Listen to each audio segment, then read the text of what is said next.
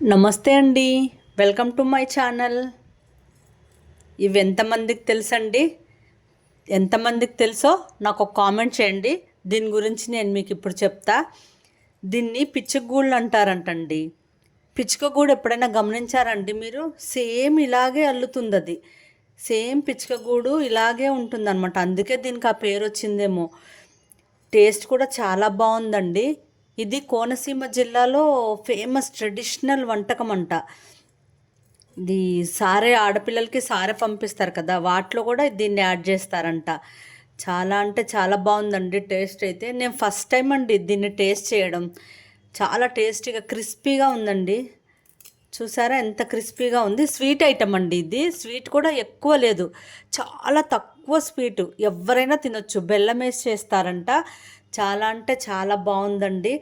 మనం కోనసీమ జిల్లాలో జర్నీ చేస్తుంటే దారి పొడవునా కోనసీమ జిల్లా మొత్తము ఈ పూతరేకులు, పిచ్చుకగూళ్ళు, మామిడి తాండ్ర ఇవే ఎక్కువ శాతం కనిపిస్తున్నాయండి. ఎప్పుడైనా మీరు అటు సైడ్ వెళ్ళినట్టయితే తప్పకుండా ఈ పిచ్చుకగూళ్ళు టేస్ట్ చేయండి. చాలా అంటే చాలా బాగున్నాయి. చూడడానికి కూడా ఎంత బాగున్నాయి కదండి అసలు. పిల్లలైతే చక్కగా ఎంజాయ్ చేస్తూ తినేస్తారండి వీటిని చూస్తేనే. సేమ్ పిచ్చుకగూళ్ళలాగే ఉంది. ఓకే అండి.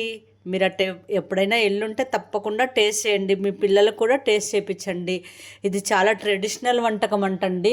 కోనసీమ జిల్లాలో ప్రతి ఫెస్టివల్స్కి వాటికి బాగా చేసుకుంటారంట. సారెలో మాత్రం తప్పకుండా ఆడపిల్లకి పెట్టే సారెలో ఇది తప్పకుండా వేస్తారంటండి. ఒకసారి ట్రై చేసి చూడండి మీరు కూడా అటు వెళ్ళినప్పుడు.